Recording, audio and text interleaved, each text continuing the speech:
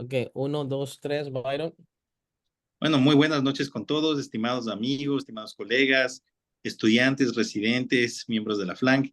Es un honor para nosotros poder recibirles a ustedes esta noche y a nombre del profesor Borba, nuestro estimado presidente, y el profesor Marcelo Centeno, nuestro vicepresidente, queremos darle la bienvenida e iniciar este nuevo capítulo de neurooncología. Voy a ceder la palabra al doctor José Valerio, nuestro encargado del Internet, quien hará las presentaciones del doctor David Guerrero, pues nuestro presidente del capítulo de oncología. José, toma la palabra. Bueno, pues muchísimas gracias, Byron. Buenas noches a todos la Federación Americana de Neurocirugía. Es un honor poder trabajar con todos ustedes y, y vamos a tener el honor de tener al doctor Apio Antunes de Brasil aquí con nosotros y al presidente del capítulo de neurooncología, el doctor David Guerrero, quien fue mi jefe de residentes. Sí, el doctor David Guerrero, ampliamente conocido por todos nosotros y que tiene una trayectoria impresionante y que tiene un programa de residencia en neurocirugía. Es un honor, residente doctor David Guerrero, darle la palabra, ilústrenos con su conocimiento. Adelante, David. Muchas gracias, mi respetado y querido amigo doctor Valerio. Gracias, doctor Byron. Y obviamente para nosotros es un honor poder compartir la experiencia de nuestro hospital. Su servidor está en el Centro Médico Isemín, Toluca, el hospital que ya lleva más de 20 años laborando y atendiendo a un sector público del Estado de México, acá en México. Obviamente somos una institución pues somos la punta de una serie de hospitales y nos apoyamos y tenemos que res- eh, eh, resolver toda la patología del cerebro. Sí quiero expresar un poquito de la labor que se ha hecho en cuanto al capítulo. Creo que es algo importante. Siempre hemos estado avalados a través del tiempo por la FLAN. Nosotros llevamos más de 20 congresos, 21, y en esta trayectoria hemos estado apoyando a Colombia en uno de sus congresos, a Bolivia, también en varios congresos, y obviamente nosotros siempre a través del tiempo, desde el 2002 que se inició nuestro centro médico, hemos solicitado el aval de la Federación Latinoamericana de Neurocirujanos. Este año hicimos un congreso muy importante, que fue el 21, en donde logramos juntar 5 capítulos. Históricamente hicimos un congreso en donde hubo, por fortuna, mucha asistencia. Tuvimos un récord de residentes y obviamente de inscritos y un programa súper espectacular. Algo connotado es que logramos publicar y presentar el primer tomo del libro de neurooncología, obviamente con el apoyo del profesor Apio como presidente científico del libro y el doctor Fernando Martínez. Se logró sacar el primer tomo con más de 28 autores, lo cual ya está ahorita, ya lo pueden conseguir en Amazon, un precio súper económico. El reto es seguir trabajando. Nos espera el clan en Chile en octubre, y el grupo sigue trabajando intensamente a ver si podemos hacer posible el segundo tomo. Más de 28 capítulos se están trabajando, múltiples autores de todos los rincones de Latinoamérica, y seguramente vamos a hacer un libro espectacular que va a ser muy útil para los tanto residentes como académicos y obviamente neurocirujanos de Latinoamérica. Tengo que mencionar parte del grupo. con el cual trabajamos, médicos adscritos, el doctor Martínez, Jesús Martínez es mi médico adjunto. Tenemos a la doctora Dulce María, que es la encargada del Departamento de Terapia Endovascular, y obviamente un grupo muy fuerte de residentes comprometidos y a los que nosotros les apostamos, y obviamente a nivel Latinoamérica les tenemos que dar un gran apoyo porque son el futuro cercano de la neurocirugía. Y hablar de un tumor que por fortuna no es tan frecuente, tenemos que referirnos a este médico francés, Jean Cuvier.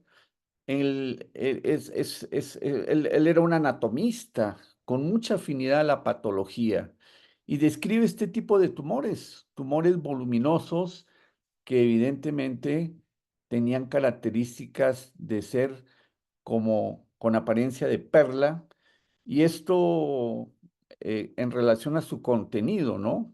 Su contenido de queratina y colesterol que le confieren una característica nacarada. Decía Dandy que era el tumor más hermoso. Y así como hermoso, pues obviamente, a ver, no corrió.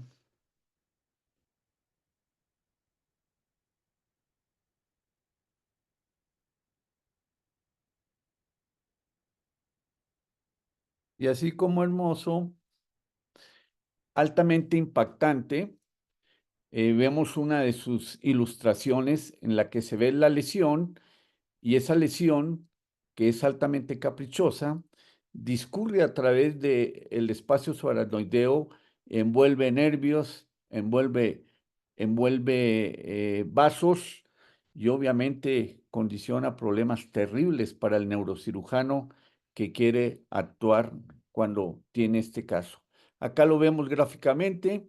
Estos tumores están en la capa externa del aracnoides, y obviamente tienen una relación directa a toda la parte neurovascular que condiciona un reto poderlos quitar.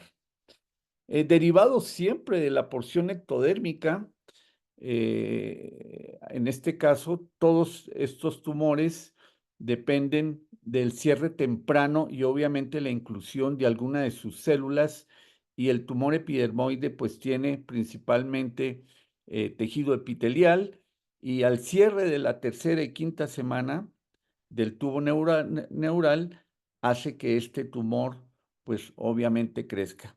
Y esta es su apariencia. Démonos cuenta que puede condicionar, si no tenemos todo el adiestramiento y no se detecta tempranamente, pues puede condicionar la muerte. Del 2 al 18%, al 1.8%, se presenta a nivel de los tumores del sistema nervioso central. Tiene predominio en hombres y se presenta en la tercera y cuarta década de la vida.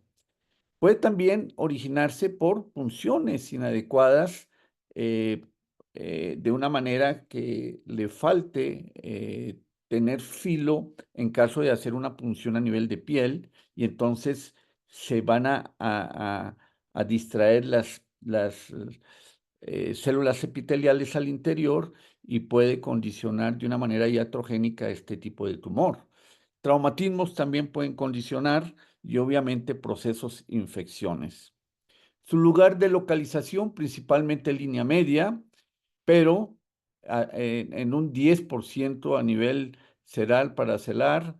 En la parte más frecuente es el ángulo pontocerebeloso, hasta un 45 a 50% es en lo que se presenta este tumor, condicionando obviamente problemas para su tratamiento.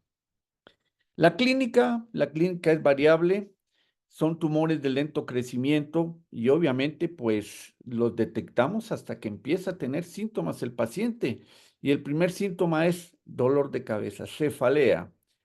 Aunado a esto, pues si está localizado en una estructura irritativa, como el lóbulo temporal, pues se acompaña de crisis convulsivas, y si está en el ángulo pontocerebeloso, pues los nervios son afectados y el paciente empieza a manifestar alteraciones de algún nervio craneal.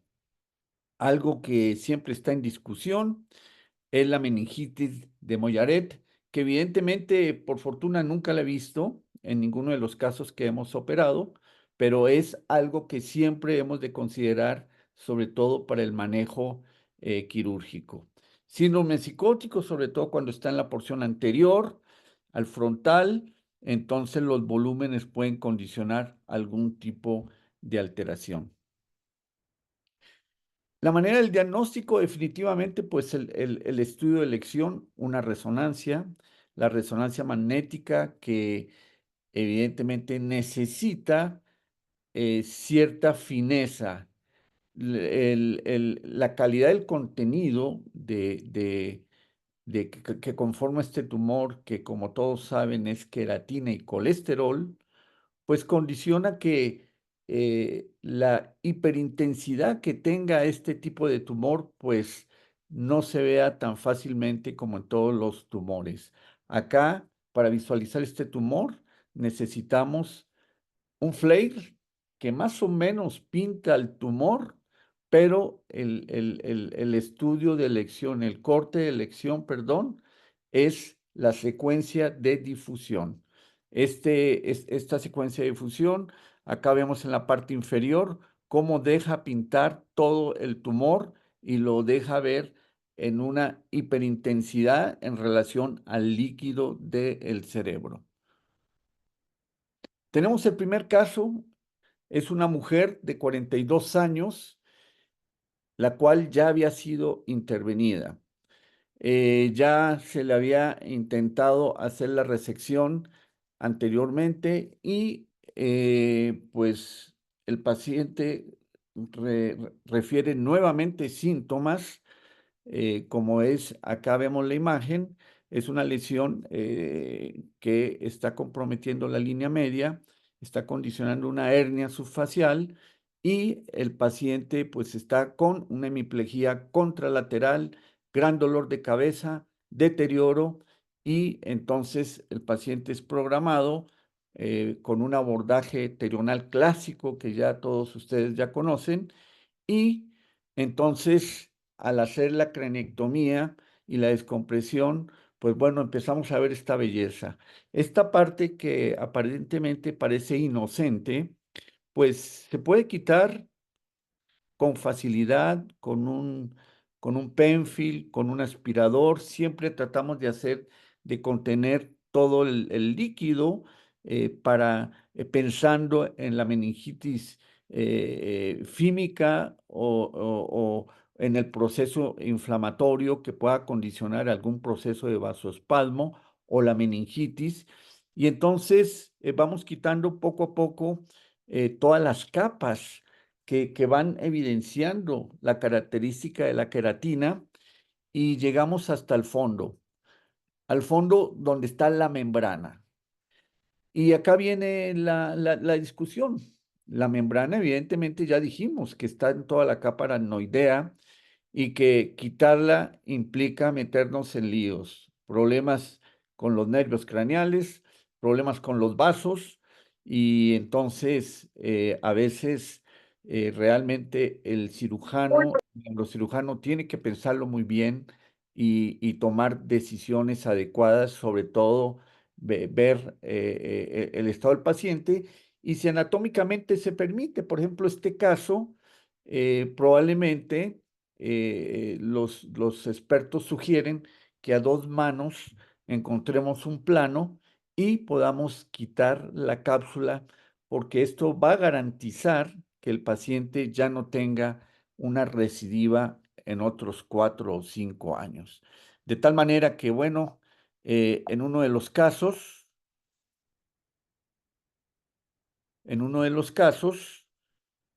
eh,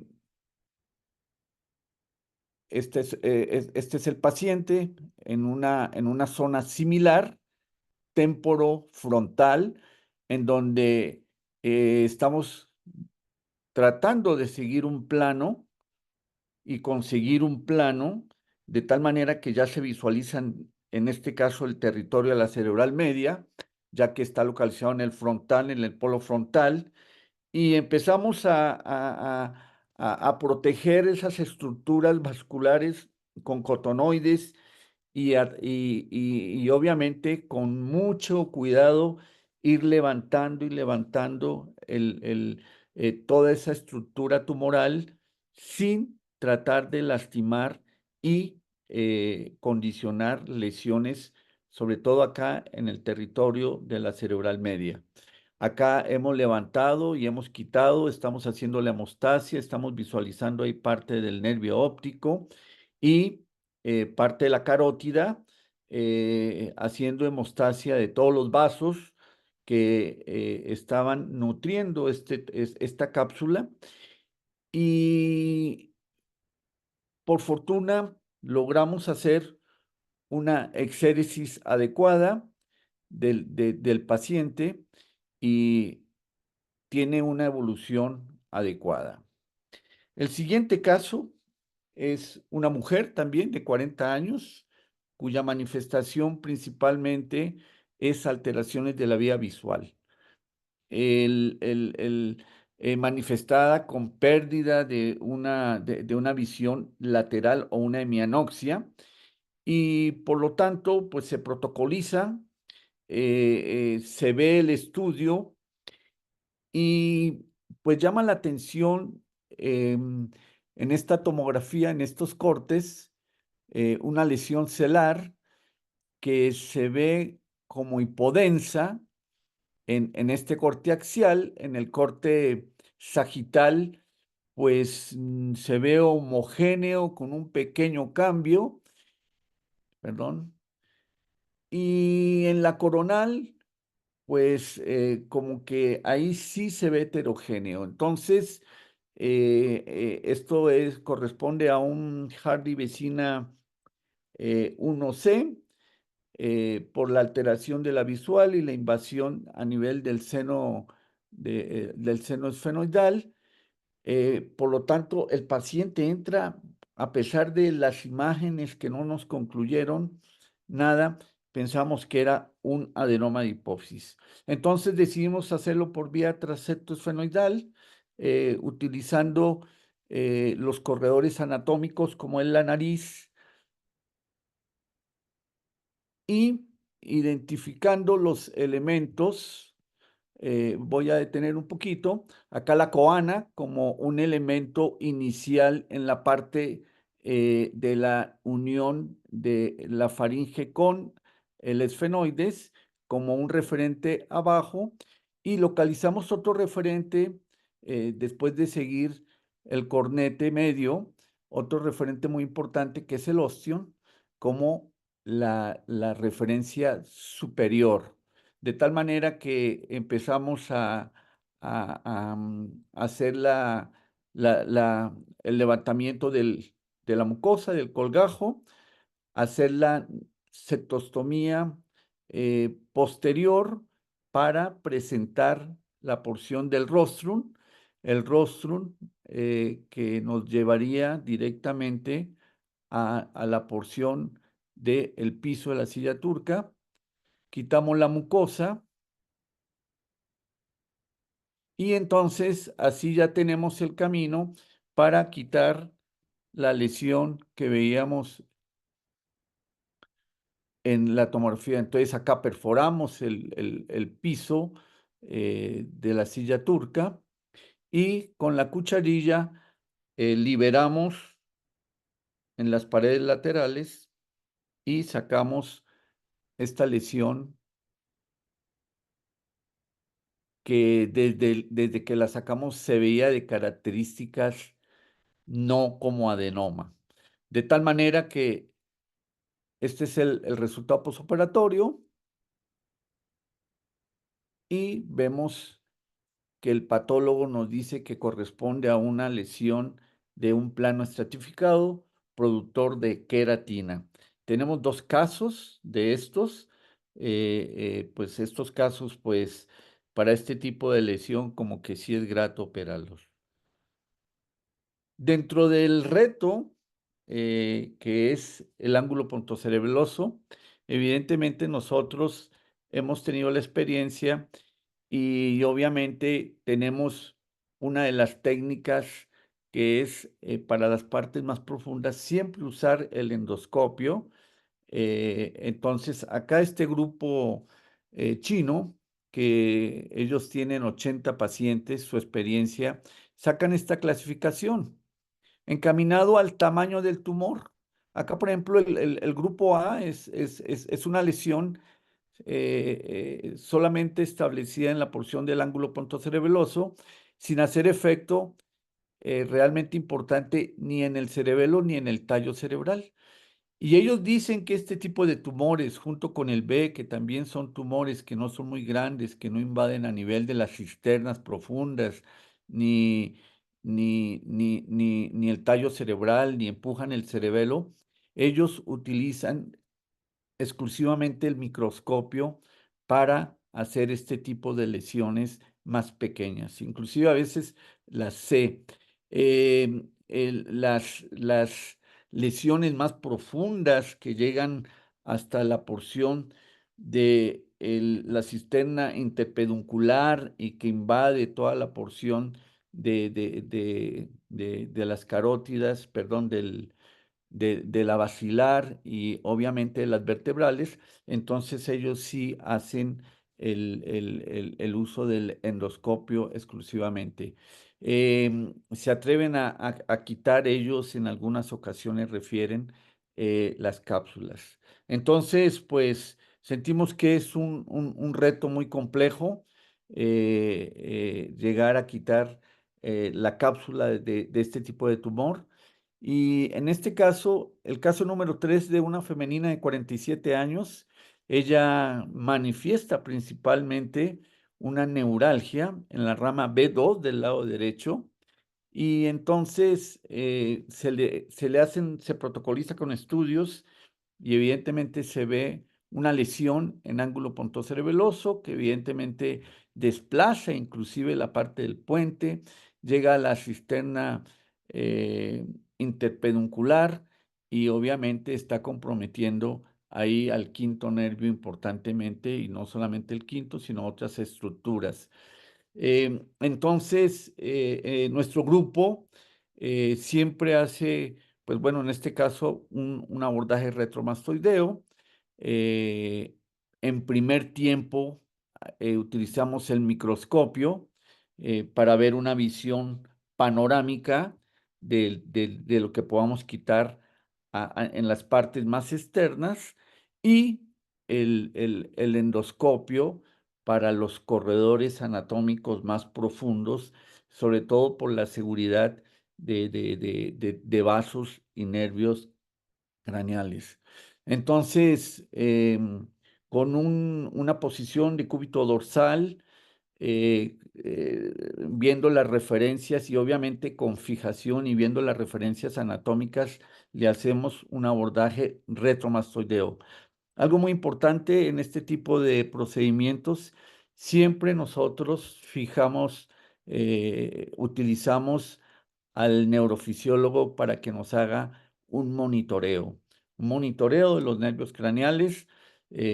Obviamente todos los tratamos dependiendo de donde esté la lesión y en este caso son lesiones altamente invasivas que ocupan evidentemente todos los niveles de la estructura neurovascular.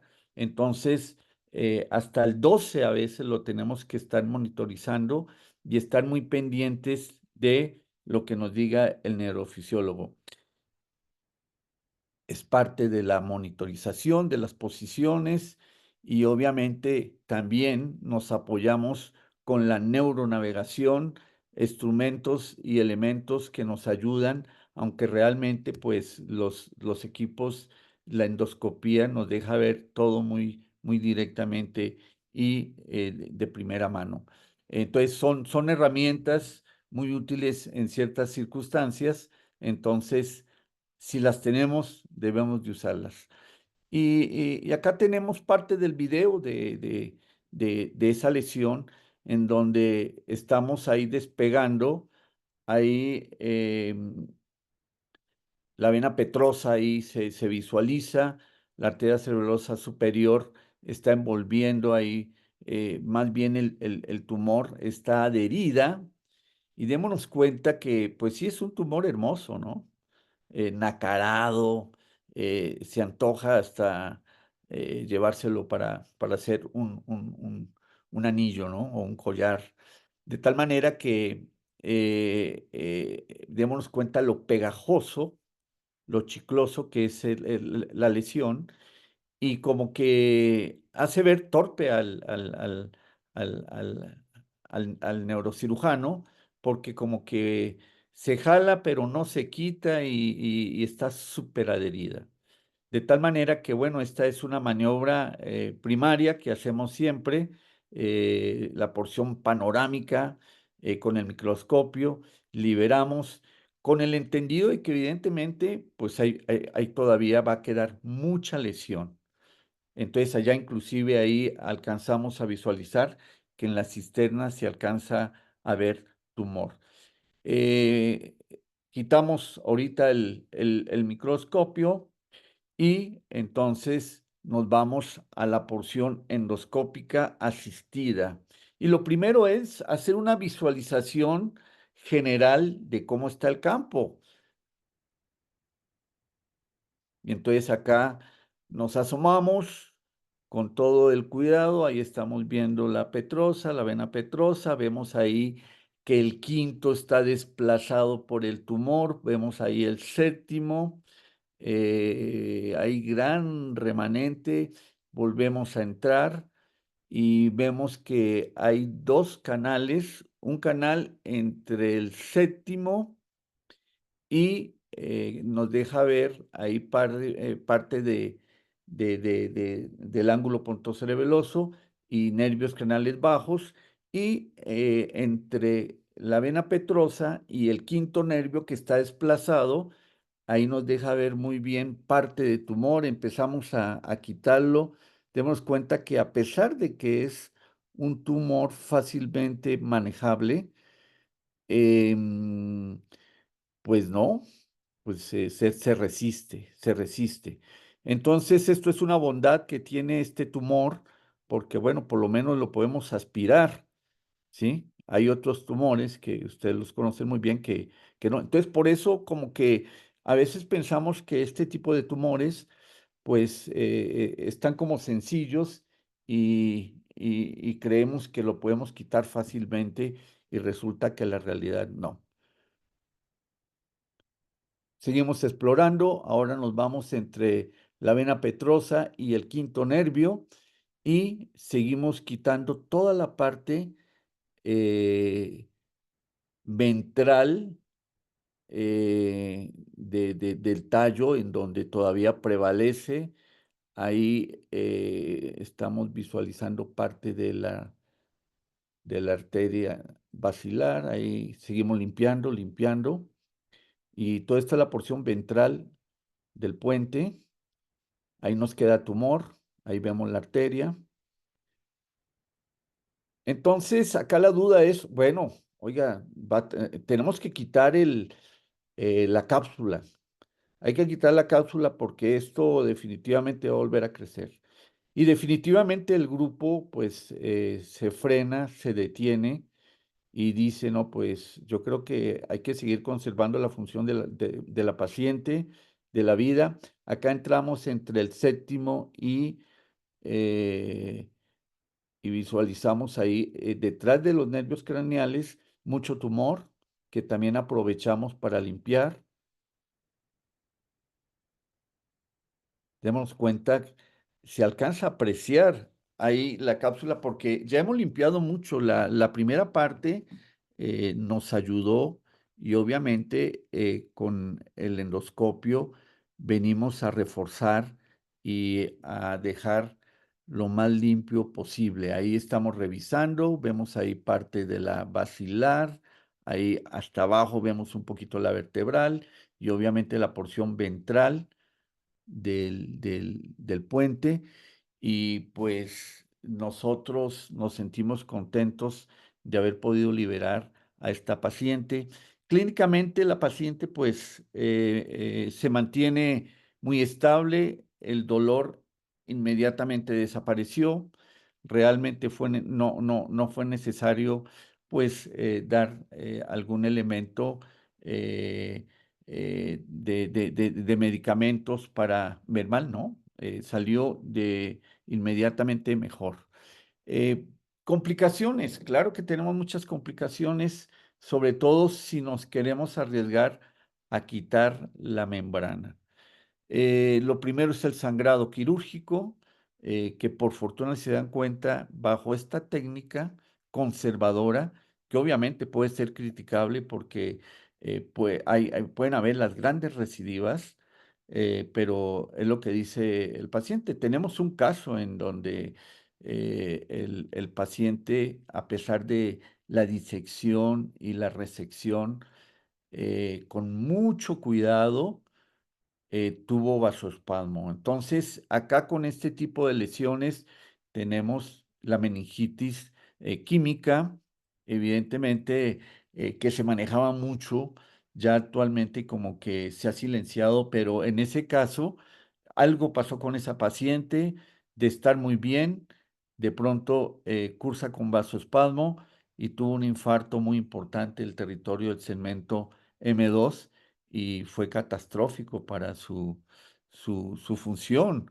Entonces, obviamente la manipulación de estructuras del tejido nervioso bajo las técnicas endoscópicas, creo que es algo muy importante. Hoy en día el endoscopio pues ya es parte de la herramienta diaria.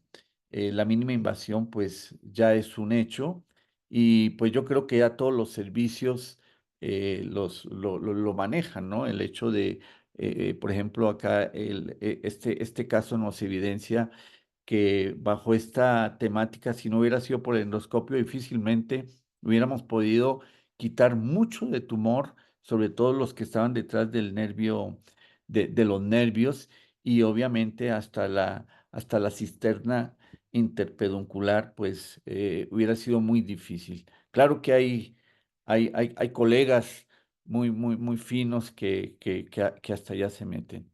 De tal manera que, bueno, este es el control que tenemos.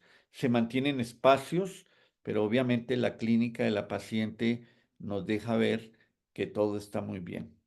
Yo siento que podemos concluir que este tipo de tumor, pues, se mete a lo más íntimo, así como está tan elegante y bonito, pues se mete a donde quiere, a todos los espacios, arriba, abajo, a los lados, involucra nervios, no tiene respeto por nada y desgraciadamente, pues, el momento en que el paciente llega con nosotros, pues obviamente ya una manifestación está hablando de efecto de masa y entonces pues está adherido nervios, están adheridos los vasos y eso aumenta la morbilidad. La endoscopía pues es un campo que nos va a ayudar mucho y obviamente los abordajes combinados con microscopio y obviamente con endoscopio nos van a ayudar a que esta patología pues tenga cada vez menos morbilidad. Yo creo que es un tumor que parece sencillo, pero que hay que tenerle mucho respeto y que en el inicio, al inicio de la resección, pues parece paseo, pero a medida que se va avanzando, en la manera de la resección hay que ir teniendo cuidado.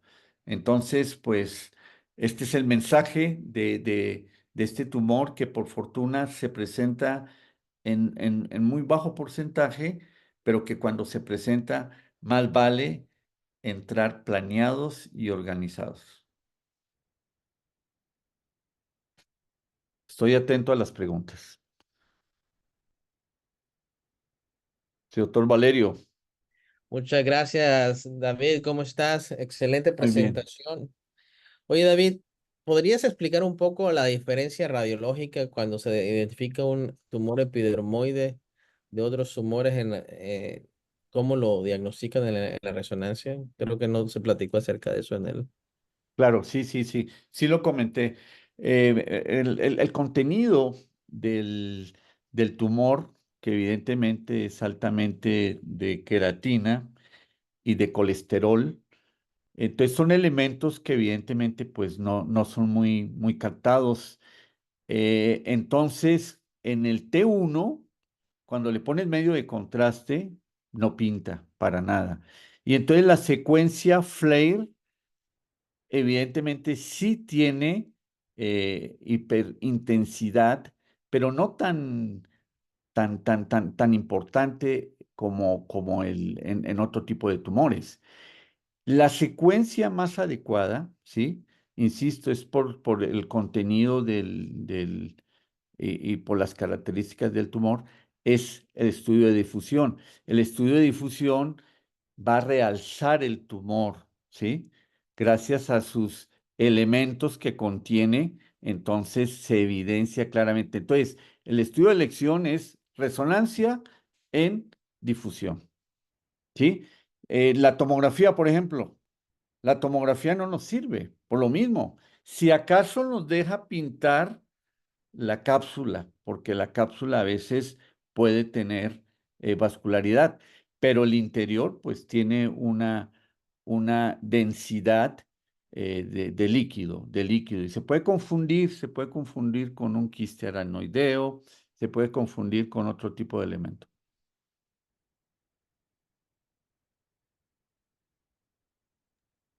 Perfecto. No sé si hay alguna pregunta dentro de eh, las personas aquí presentes. Tal vez una pregunta, José, si me permiten. Doctor Guerrero, felicitarle por la presentación, realmente fantástica. El posicionamiento del paciente, ¿usted encontraría algún beneficio hacer esto con el paciente semisentado? ¿Realmente usted creería que brindaría tal vez alguna ventaja al uso del endoscopio en relación a hacerlo en tres cuartos prono, en decúbito lateral, específicamente para el endoscopio? Yo creo que la característica de lo pegajoso, de lo adherido que está el tumor, pues creo que no ayudaría mucho. Este es un tumor que pues uno lo puede manejar muy limpio, ¿sí? Si acaso yo puedo irrigar y puedo ir aspirándolo, entonces yo creo que la posición no me modificaría mucho para el uso del endoscopio y de ir yo apoyándome con el endoscopio. En el caso que yo tenga el reto de querer quitar la membrana, yo creo que sí, ahí sí estoy de acuerdo en tener una posición eh, diferente, ¿sí? Pero si voy a ser conservador y voy a usar nada más el endoscopio y yo voy decidido, obviamente, siempre las grandes decisiones las tomamos dentro de la cirugía, ahí tomamos la decisión. Si hay posibilidades, uno dice, bueno, voy a avanzar, pero este tumor creo que no es confiable para quitar una membrana ya en la porción, en la cisterna interpeduncular. ¿Existe Hay algún una tipo de pregunta en el clasificación chat. En el chat, Valerio. en el chat? Sí, Buenas noches a todos desde Colombia. Tema importante. A ver. El manejo de la meningitis química. ¿Se usa algún tipo de corticosteroides? Sí, la meningitis evidentemente pues es un fenómeno complejo. Primero hay que ver alguna circunstancia. Obviamente ya sabemos que esto es aséptico totalmente y pues hacemos pruebas, ¿sí? Pruebas y mientras tanto, pues tenemos que usar esteroides. Los esteroides porque esto deteriora mucho al paciente muchas veces y entonces la única alternativa después de haber hecho las pruebas, la PCR, las pruebas virales, porque la mayoría de estos son virus y entonces pues el tratamiento de elección son esteroides con vigilancia del paciente y obviamente esperando las pruebas a ver si realmente son, son, son positivas o negativas. ¿Ah? Entonces, el problema de esto cuando se, se diagnostica, pues sale totalmente aséptico todo, todo muy limpio y el paciente está muy mal. ¿Sí? Entonces, los esteroides es lo que recomiendan los expertos. Doctor Apio, ¿usted tiene alguna experiencia con estos tipos de tumores con respecto a complicaciones posoperatorias? Por supuesto que sí, no hay uno que no tenga, ¿no?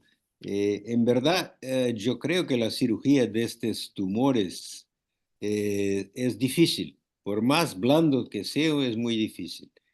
Y yo creo que los resultados hoy son distintos al tiempo que nosotros operábamos solamente con el microscopio y hoy con el microscopio y el endoscopio. Con absoluta certeza nosotros dejábamos tumor operando solamente con el microscopio, a menos que sea una lesión cortical. Y bueno, con el endoscopio hoy se puede tener casi siempre la certidumbre de sacar el tumor todo. Pero a veces la adherencia a un nervio de la base del cráneo o a un vaso es una decisión difícil. Intentar sacar y lesionar el nervio o dejar una porción. Yo en mi mano, siempre que entiendo que es difícil sacar este trocito de tumor, yo lo dejo, porque la morbilidad es más grande de que unos 5 o 10 años después reoperar el enfermo. Pero hay complicaciones. Y de otra parte también, ya habló el doctor David, la meningitis química es a veces muy grave.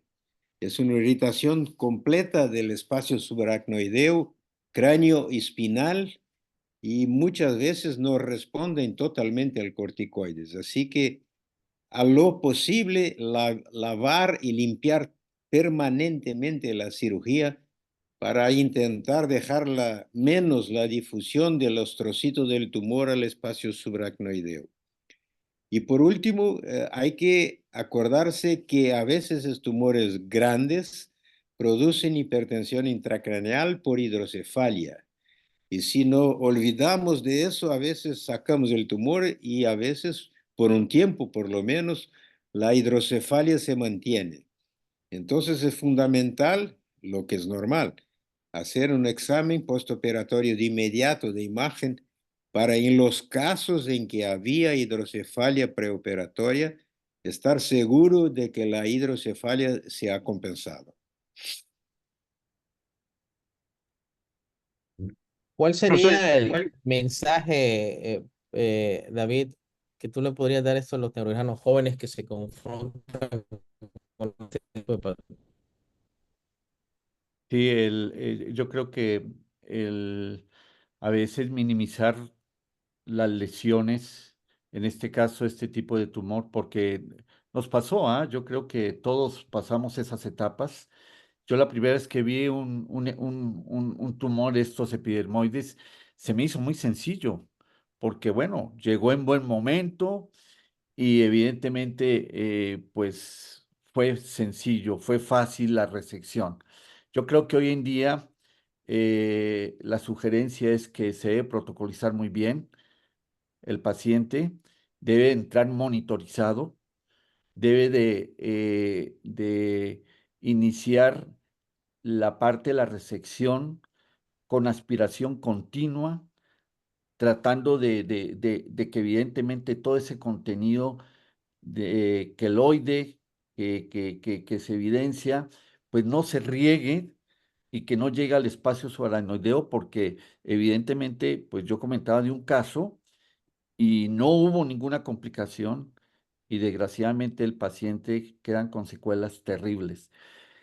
Demeritar y decir que es sencillo quitar estos tumores, cuidado, porque si el paciente le llega a ir mal, podemos tener problemas con los familiares y con el propio paciente. Yo creo que es un tumor que se tiene que tratar con mucho respeto y darle un pronóstico siempre reservado, a pesar de su componente benigno que es, porque pues, son células epidermoides, pero el problema es crece en un lugar y obviamente que invade todas las estructuras vasculonerviosas. Entonces, tenemos nosotros que catalogar este tumor como un tumor complejo, ¿sí? Con pronóstico reservado. Entonces, esa es la recomendación, pues no solamente a los jóvenes, a todos que estamos operando y que nos podemos llevar una sorpresa con un resultado un poquito poco halagador.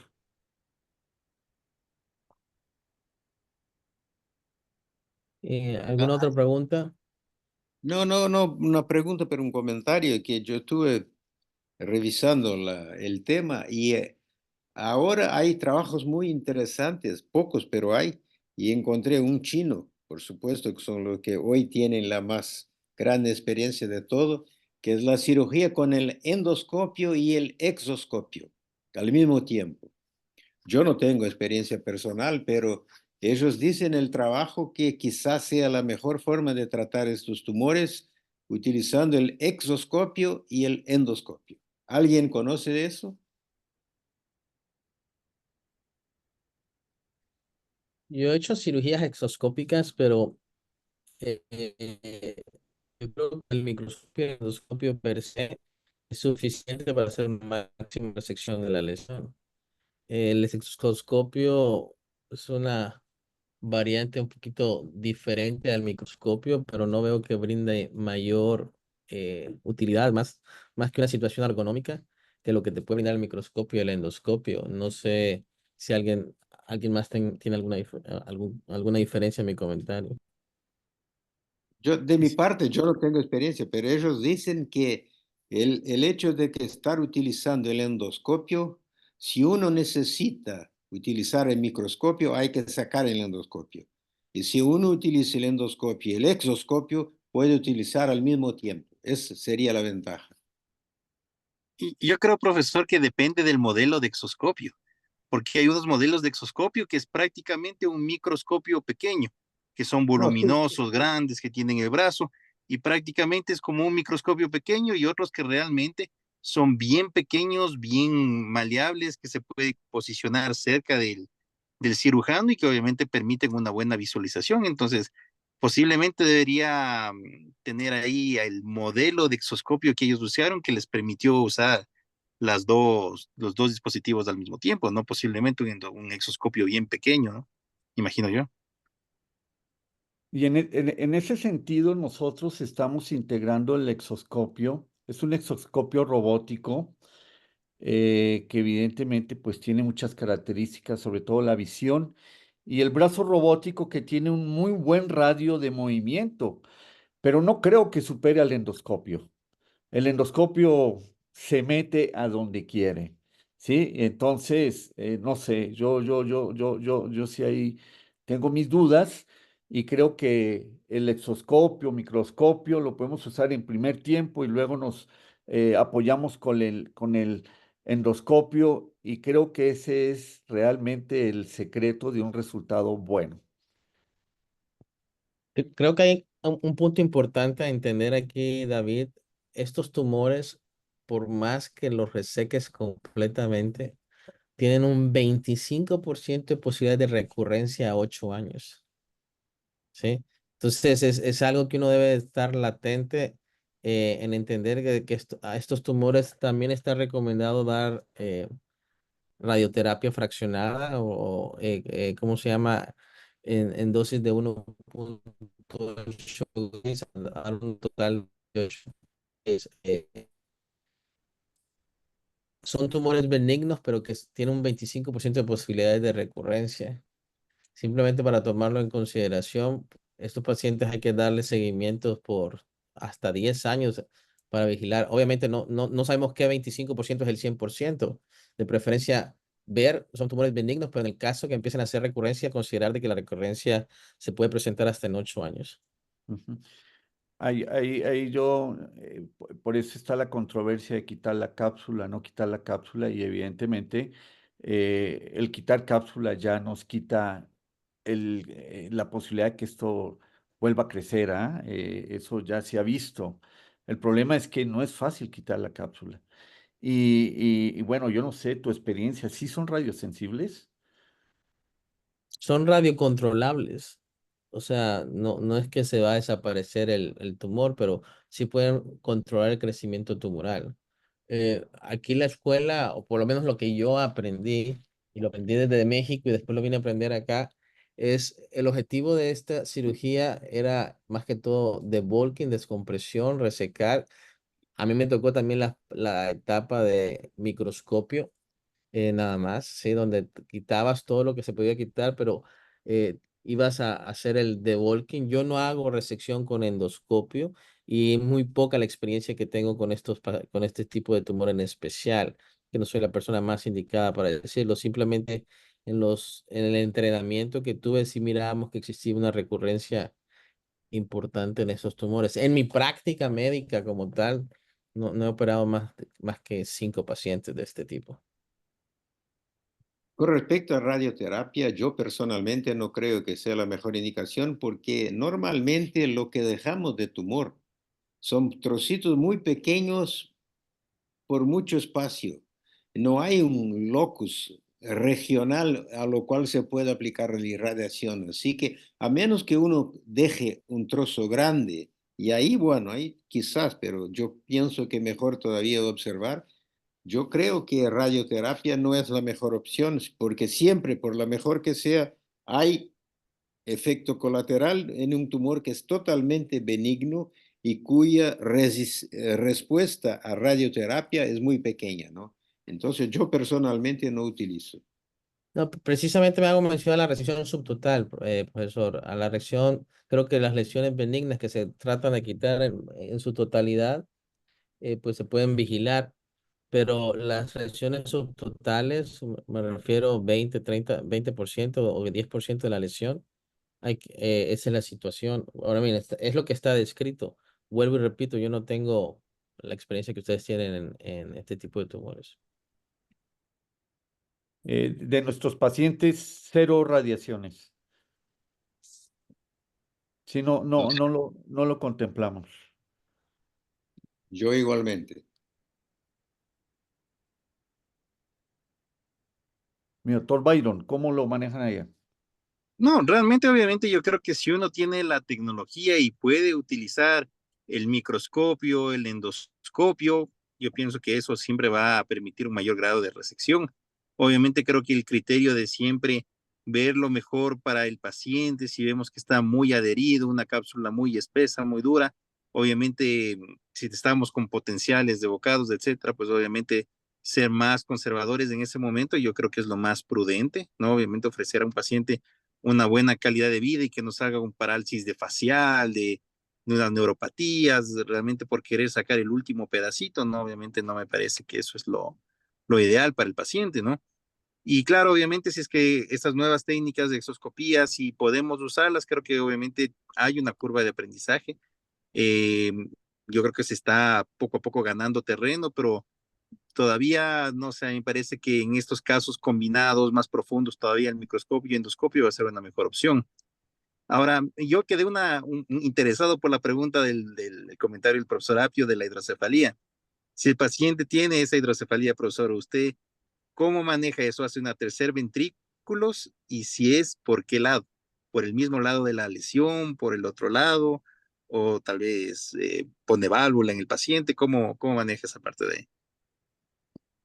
Bueno, la cuestión es si el enfermo está muy bien con hidrocefalia y un epidermoides, yo ataco el tumor. Y si consigo sacar el tumor, normalmente la hidrocefalia se va en unos días. Pero si el enfermo está muy sintomático por hipertensión endocranial, bueno, ahí tenemos que hacer algo. Hay dos opciones. Una, el procedimiento de la TDE, ¿no? Que es una técnica muy buena, poco invasiva y sirve para tratar la hidrocefalia en cuanto no se opera el tumor. Pero normalmente la hidrocefalia que acompaña estos tumores es una hidrocefalia poco sintomática con respecto a hipertensión endocranial.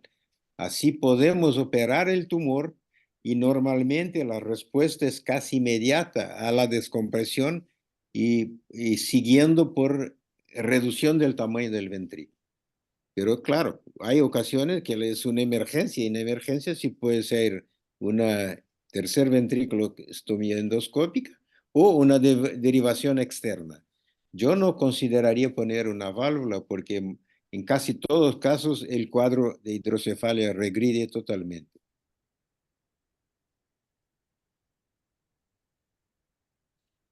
Gracias, profesor. No sé si hay alguna cuestión en el chat ahí. ¿Estás viendo de ahí, Valerio? Felicitaciones, presentaciones. No hay ninguna otra pregunta. Si alguien de los attendings o de los invitados están interesados en hacer alguna pregunta, ahorita sería el momento. Y dentro de las diagnósticos diferenciales, ¿te has salido, han salido con alguna sorpresa?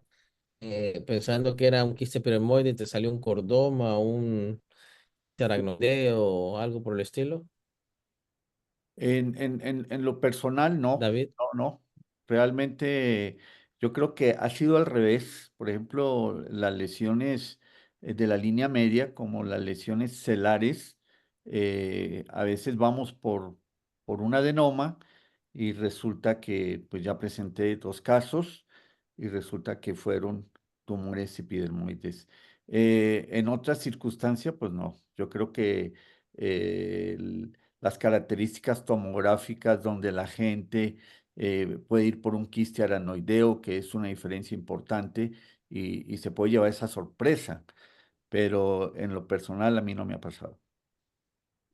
Mi querido David, yo creo que el caso que tuviste de tumor celular, si tuvieras una resonancia, tú no habías tenido la duda que era un tumor o un cisto epidermoide, porque normalmente Claro. Ujú. resonancia y el diagnóstico es mucho más claro, ¿no? Sí, totalmente de acuerdo.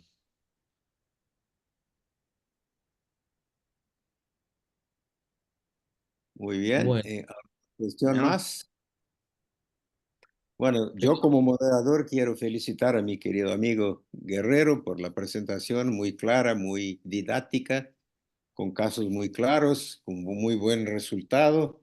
Y a los jóvenes que están asistiendo, creo que este David salientó muy bien.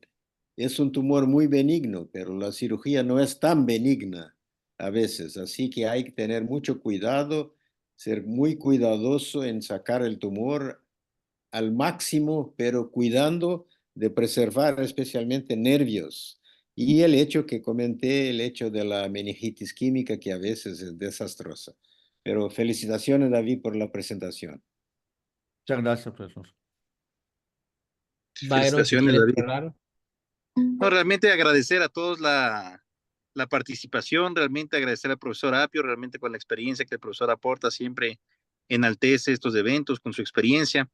Realmente al profesor Guerrero felicitar por una presentación fantástica, realmente creo que hemos aprendido todos. eh, Muchos comentarios de estudiantes y residentes realmente felicitando al profesor Guerrero y agradecerte pues también a ti, José, por la excelente abertura, el manejo aquí de todos estos webinares que siempre nos permite pues estar a todos en contacto. Realmente muchas gracias a todos, realmente agradecerles mucho y nos veremos las próximas semanas. Buenas Bueno, noches a todos, Muchas gracias. abrazos. Hasta luego. recordándole a todos que estas pláticas están grabadas en la página web de la FLANC, ¿sí? Se van a editar y todas las sesiones que se han hecho se pueden encontrar en la librería de la página web de la Federación. Muchísimas gracias. Ok, buenas noches a todos. Gracias. Feliz Hasta luego, noche. muchas gracias. Feliz Saludos, noche. buenas Doctor noches, Lorenz. saludos a Feliz todos. noche. Buenas Buenas noches. Gracias.